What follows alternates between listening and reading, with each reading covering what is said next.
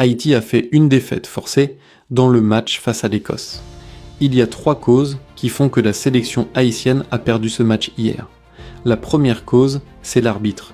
C'est un arbitre algérien et je prends ma responsabilité pour dire qu'il y avait un penalty en faveur des joueurs haïtiens de manière indiscutable.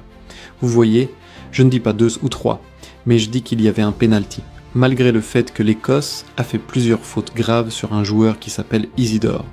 J'accepte que Haïti pourrait ne pas gagner contre l'équipe d'Écosse s'il ratait le penalty, mais dans le cas contraire, ce match devrait terminer 1-1. Regardez les statistiques.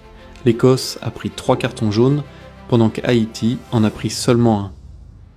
Haïti a fait 12 tirs, l'Écosse a fait 7 tirs. La deuxième erreur, ce sont les joueurs haïtiens qui étaient trop passifs et qui n'ont pas demandé à l'arbitre de vérifier le VAR. C'est la première chose qu'un footballeur professionnel avec de l'expérience aurait demandé dans cette situation. Tous les joueurs haïtiens devraient se regrouper devant l'arbitre pour demander la vérification du VAR. Le VAR est fait pour cela, et les joueurs ont le droit de demander une vérification quand ils pensent subir une mauvaise décision de la part d'un arbitre. J'espère que l'équipe haïtienne va corriger cela lors du prochain match.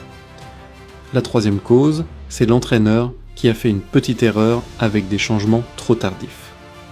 Je ne connais pas tous les joueurs haïtiens, mais l'entraîneur a pris trop de temps pour faire les changements. Quand vous constatez que votre équipe est en difficulté face à un adversaire agressif, chaque minute et chaque seconde compte. Je vous garantis à 100% que si l'entraîneur de l'équipe haïtienne avait fait ces changements un peu plus tôt, je suis sûr qu'Haïti aurait pu égaliser et même chercher la victoire. Je ne sais pas si vous avez regardé ce match avec attention, mais c'est mon analyse. Dites-moi dans les commentaires ce que vous en pensez aussi.